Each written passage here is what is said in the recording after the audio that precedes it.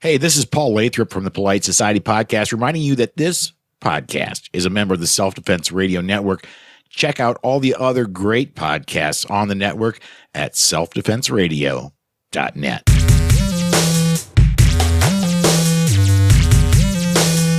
Welcome to Unload and Show Clear, the podcast about all things IDPA. And now, here's your host, the slayer of non-threats, Lloyd Bailey. Welcome to another episode of Unload and Show Clear. This is a podcast about the men and women who compete in IDPA, International Defensive Pistol Association.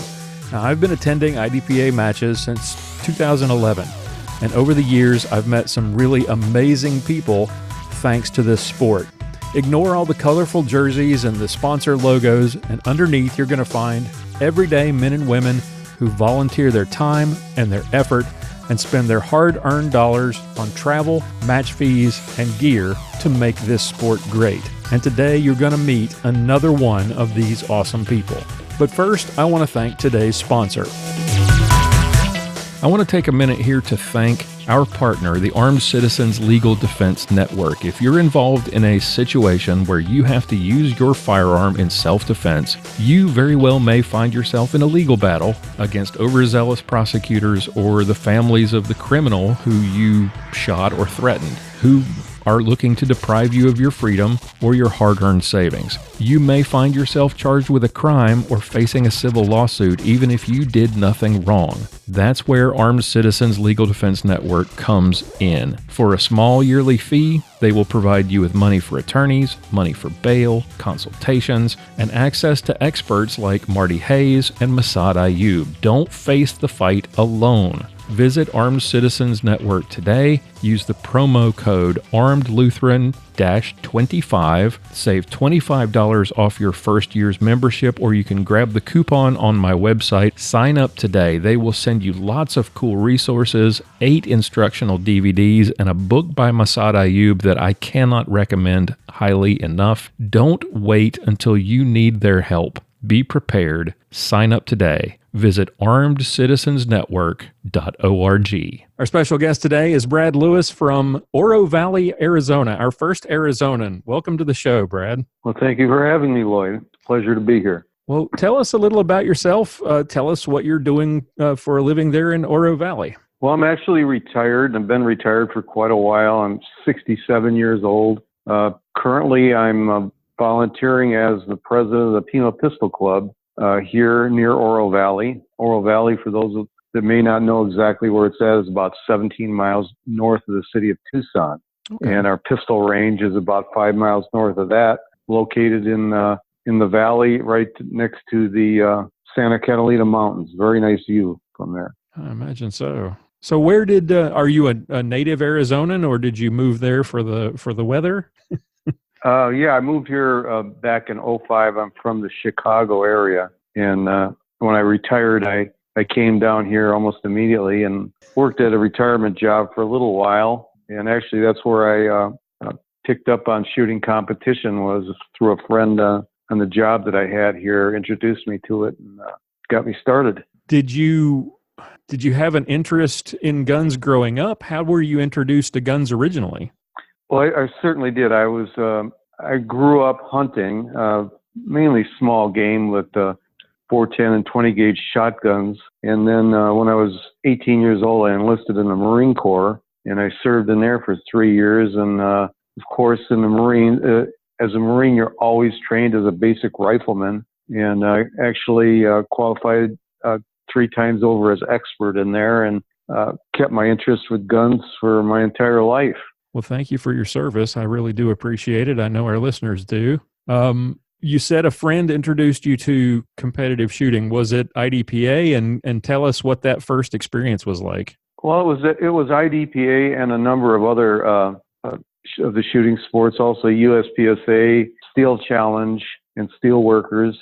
And it was kind of intimidating at first because, up until that point, I was more of a recreational shooter. At ranges or in the desert out here or whatever the case may be. But the thing about getting into the shooting sports you learn right off the bat is safety is paramount, and you must be safe with your weapon. You must maintain finger discipline. You observe a 180. You must have your barrel pointing at the berm at all times.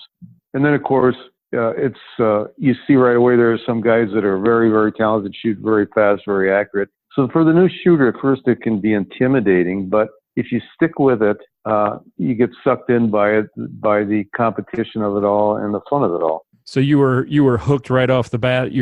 Did you have what was that first match like? How did you do, and was it what you expected? That was pretty rough. First one was pretty rough. Actually, shooting a bowling pin match, believe it or not.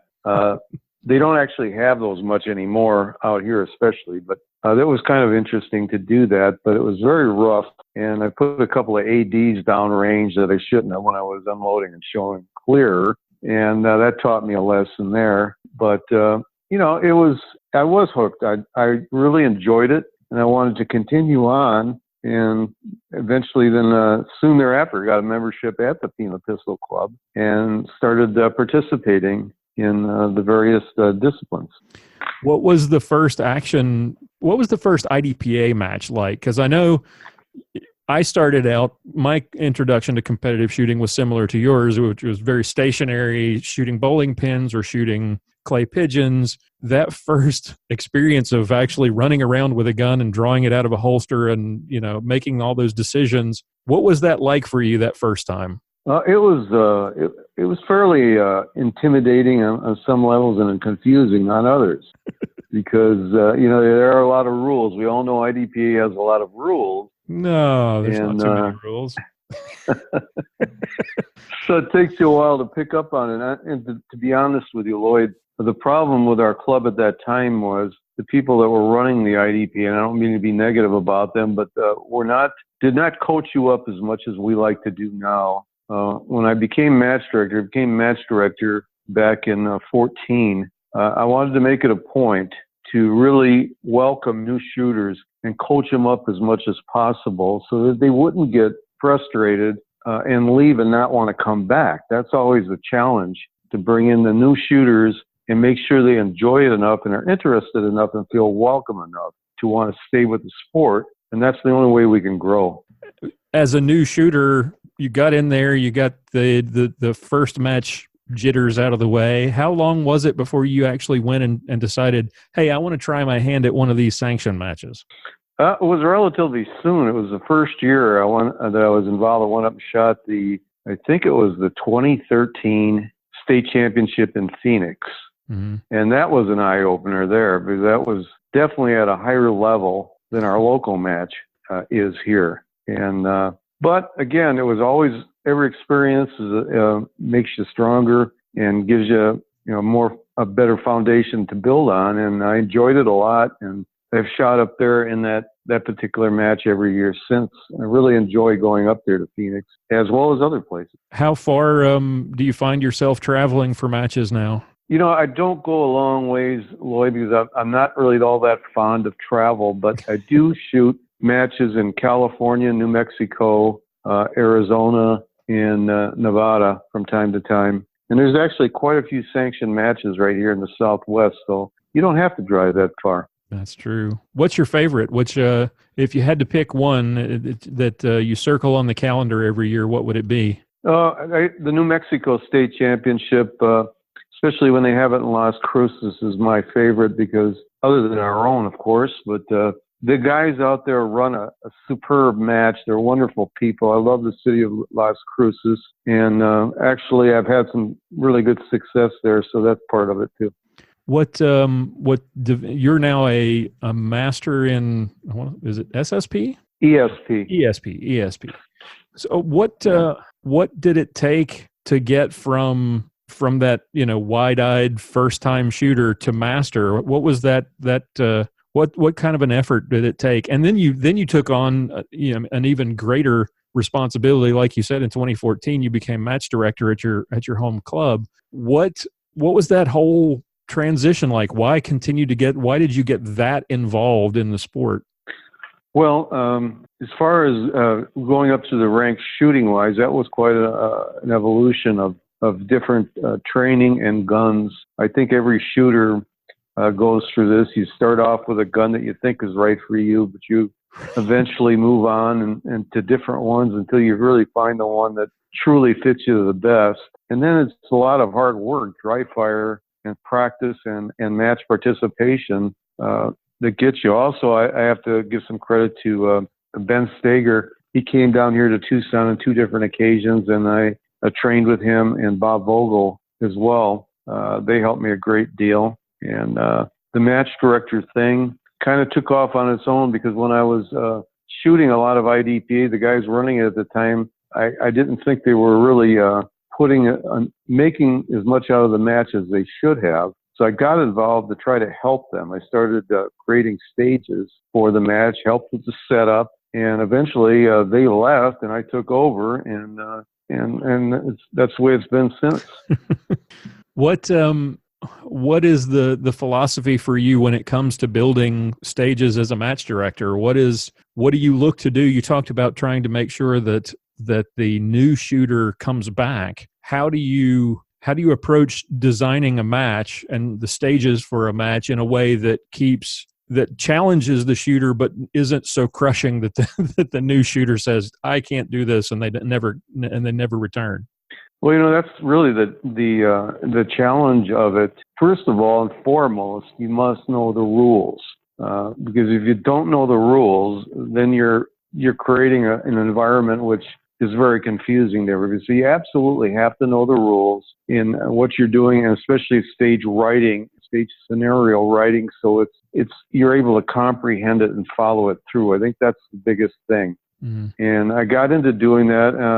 There's a lot of different examples out there that you can look at. Got into doing, but I tried to do it so that there are options for a shooter, especially with moving targets. Mm-hmm. Static targets, it's not so much. Everybody can go at their own pace, but when you have reactive targets, what you try to do is time them so that there's options for the slower shooter and there are faster options for the faster shooter. And it can be done. You have to have some people that can help you that are pretty smart about these things, mechanically speaking. And if you have the proper help, you can actually do it. And I think we've accomplished that. Our IDPA, when I first started running it, was once a month. And if we got 15 people, we thought it was a crowd. Now it's twice a month. And the last match we had 52 shooters. So something's working right, because we have a lot of people that are showing up and shooting the match, and they really love it and dedicated to it. Getting back to your shooting, you talked about finding the gun that was right for you, the one that just, it when you get it in your hands, you feel it. What did you settle on? What's the gun that you compete with most often now? Right now I'm shooting an STI, a 2011 Hex-Tac. So for some of the viewers that may not know a lot about 2011, the 2011 is nothing more than a 1911 with a double stack.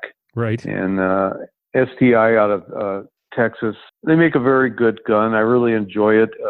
I had a lot of work done on it, trigger work, and I also shoot a 1911 6 Hour, the Max Michel model. Mm-hmm. But before that, I was shooting everything from 6 Hour 226 to Springfield 525s to Glock 35s, and had some success with those.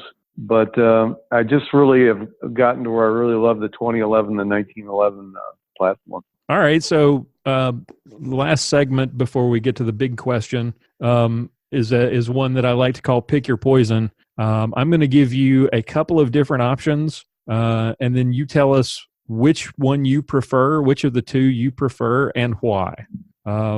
If you've got a standard stage in a sanctioned match, do you prefer to shoot at the first stage of the match or the last stage? Well, I guess I'd prefer it if it depends on the standard stage. If it's a 40-yard shot, I'd rather have it the last one. But if it's close-in shots, I have it the first one. Why the distinction? Well, I think, if you're taking a long shot, I think it helps to have several draws under your belt. Mm-hmm. And get warmed up and get the feel for your gun and get a rhythm. Because on a long shot, and I'm not a big advocate of long shots because I don't know what purpose it really serves, but that's just my opinion. But everything has to be perfect. Your grip has to be perfect. Your sight picture has to be perfect. Your trigger pull has to be perfect. if you're shooting at a target 40 yards out, if you expect to get good hits on it, everything has to be perfect. And that's very difficult to get your first stage. Yep. So makes sense. You talked about moving targets earlier, and keeping them challenging, but not so challenging that it crushes the new shooter. Which do you prefer in moving targets, swinging threat targets or swinging non-threats?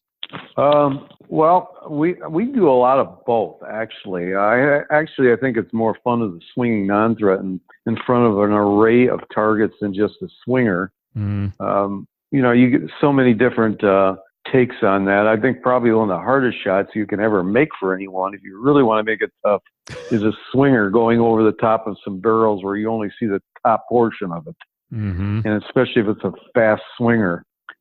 Swingers are intimidating for a lot of people, but they're an easy target to set up, and almost are never affected by the weather. So it's a good, very good, reliable target to have in a match.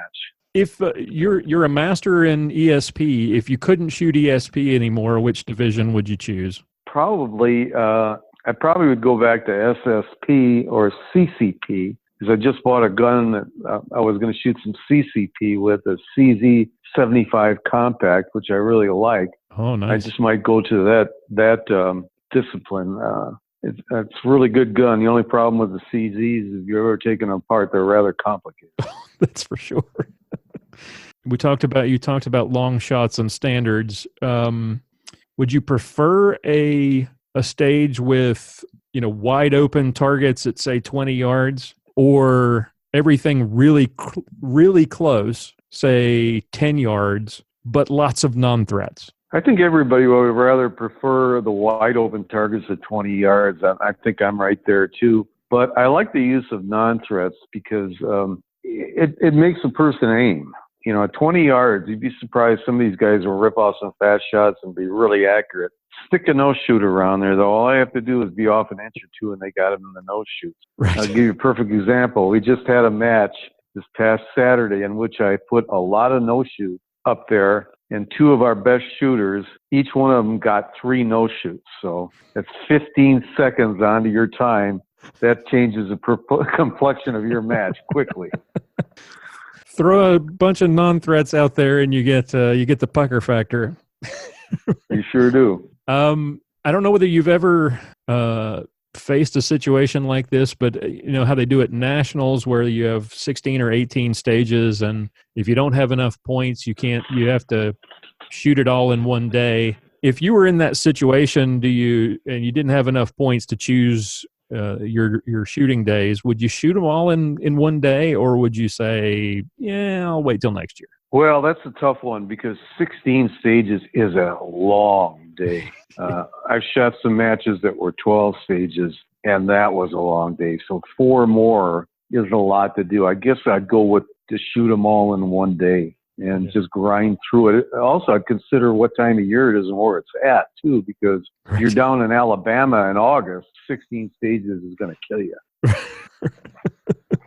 Yep, that's for sure. We're only going to have 11 in we're going to do the state match here next year in 2020 in March, Arizona IDPA State Championship. In fact, this will be the 4th time we've had it in the last 8 years. This is the 3rd time that I've been match director for it, and we'll have 11 stages. And I think people like that.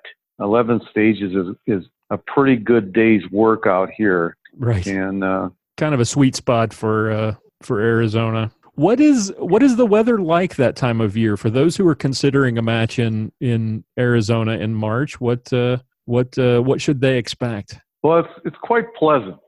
It's a drier time of year. This year we've had relatively little rain in March. It can be windy, but it's not overly hot. You're usually going to get temperatures in the 70s and the 80s, a lot of sunshine. So you'd want to bring your sunscreen and water, but it's not bad at all. Very enjoyable, especially if you're coming from a cooler climate, from a long winter and a cooler climate. Come on down here and warm up with us, and I think you'll like it. We're going to have a all-Western theme like we always do. This is Tucson, so we all our stages will be based on old Western movies where we're going to be recreating certain scenes from them. And we're doing a lot of work on set decoration. It's not going to be your run-of-the-mill match. There's going to be an awful lot of good decorations and props and prizes. We're working hard to get the best prize table and the best trophies as well. Last of the either-or questions here. Which of these two rule changes made the biggest difference for you as a shooter? And then maybe you can answer this as a match director as well. But which of these do you think had the biggest impact on your game and on the game in general? The 1 point per second. I always get that backwards. 1 second per point. 1 second per point, or the ability to reload in the open. Oh, I would say the 1 second per point, because it changed the game a lot as far as speed goes. Mm-hmm. You really have, you just can't afford, if you're shooting at a high level, expert class, especially master class, you can't even afford to get a 3 now. I mean, you just can't. You can one yourself to death. I mean, you just can't. Right. Not to mention mics, forget about that. But you just can't get 3s. If you get 3s, you're done. I mean, you're just done. Right. So before it wasn't like that. Before, you got a lot of guys that could shoot very fast, and if they got 2 on paper, they were doing all right. But now it just kills you.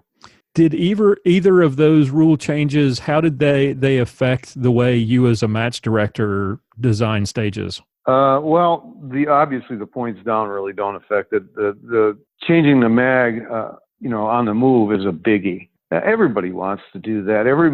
Nobody wants to stand there and change a mag if they don't have to.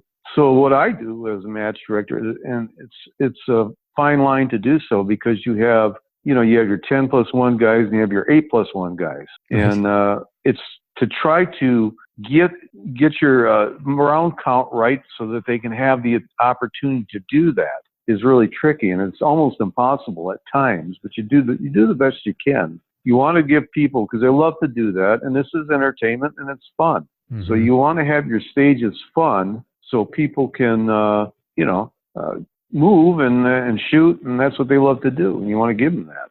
Yep. And nothing is less fun than running out of ammo out in the open and having to run back to a previous point of cover. Exactly. Now, this is a question that when I first started, I got some, well, for the most part, kind of boring answers. So if your answer is mundane, don't worry, no problem. But I like to ask this because every now and then I get a gem. Besides the regular, the stuff that everybody typically takes with them, gun, magazines, ammo, mag carriers, Ioneer Pro, all of that stuff. Is there anything that you put in the range bag to go to a match that you absolutely have to have, and why? Well, it's all dependent on the time of year, but obviously down here you got a sunscreen. But believe it or not, in the wintertime you want hand warmers too, because it gets quite cold here. Hand warmers are really nice in the wintertime because if your fingers get cold, you just can't manipulate the gun. Oh boy, but don't I know. Outside of my range bag, if I shoot a match, you want to make especially going back to what we're talking about, shooting possibly a 16-stage match, you want to have a wagon to carry all your gear. If you have an umbrella to put on there for shade, that's awful helpful too. Mm-hmm. You want to have a chair, because you want to be able to sit when you can and rest when you can. And even some of the local matches, sometimes our local match is 6 stages, mm-hmm. and it can sometimes run 3.5 hours. So, and you want to take snacks with you too. You want to take something to replenish yourself so you can keep going. Something light, finger foods, usually beef jerky, and wash it down with some water, some Gatorade. But you have to have those things to keep you going. Foot warmers are good too in the wintertime, because you want to have a light pair of shoes so you can move quickly, and you got to, they might not give you adequate comfort in cold weather. So things like that, little things like that, really can help you out. Yep. Yeah, I definitely know about the hand warmers. Mine died on me halfway through the Arkansas State over the weekend, and it was pouring rain and 50 degrees and wind blowing, so I could not feel my fingers by the last 4 stages. I don't know what I was shooting at. What as we kind of wrap things up here, what is it? Oh, I know. One more either or question. Because you just mentioned cold and the temperature differences there in Arizona, which some people might not expect. They might think, "Wow, it's always hot in Arizona," but it really isn't. Which do you prefer? If you had to choose, would you rather have the 100-degree day or the 30-degree day for match day? I think I know the answer to this question, but I'd rather have the 100-degree day any day. I'd rather have it because, you can, I don't know, it's easier to deal with, especially when you've been down here. I've been down here 14 years now, and you get used to the heat, and you know how to deal with it. And the cold just seeps into your bones and won't let you go. And you can't move as well either. Right. And I would definitely take the heat. I don't blame you. The older I've gotten, the more I agree with that sentiment. So as we wrap things up, what is it you love about this sport? You've gone from the new guy shooting, every competition available to you at your local club to actually being president of your club, to directing sanctioned matches, to making master class. You've devoted a lot of time and effort to IDPA. What is it about it that keeps you coming back? What is it you love about the sport? Well, it's a cliche, but I really do like the competition. I just love to go out there and compete and just try to get the best score. If I'm lucky enough to get the best score at a match, great. If I'm not that lucky, I'll take whatever I get. Just try to get the best score. Go out there and have a good time. I love the people. IDPA, I think most people would agree, is a little bit older crowd. So guys more my age, you meet some very interesting people. You'll learn a lot about guns along the way, and you'll learn a lot about life. And it's just a very all-around enjoyable experience. And most of my friends that I've made out here are in the shooting community and IDPA shooters. We just have a great time together. We had a guest, Scott Longhorn from Iowa, who said, I think his answer to that question is very similar to yours, in that once you make friends at an IDPA match, once you start going to IDPA and meeting all the people, you realize how uncool your old friends are. Yeah, definitely. Well, Brad, thank you so much for taking the time to do this. I really appreciate you coming on the show. Thank you for your service to our country, and thank you for what you're doing for IDPA. And I'm looking forward to an opportunity to seeing you on the range in the near future. Well, thanks for having me, Lloyd. All right, that's all the time we have for today. I want to thank our guest for coming on the show and our sponsors for making all of this possible. Take a moment, if you would, to check out the website, check out our show notes at unloadpodcast.com. We've got lots of interviews with more amazing guests like the one you heard today. Join our Facebook group at unloadpodcast.com/Facebook for all the latest updates and to connect with other fans of the show. And if you'd like to support the show, we sure would appreciate it. Consider becoming a patron at unloadpodcast.com/extra. I've got some full-length interviews and special content available there exclusively for patrons as well. And if you know somebody or you yourself would make an interesting guest for a future episode of Unload and Show Clear, please contact me at lloyd@unloadpodcast.com or click on the contact page on the website and send us a message. We'd love to hear from you. Tune in again next time for another episode of Unload and Show Clear.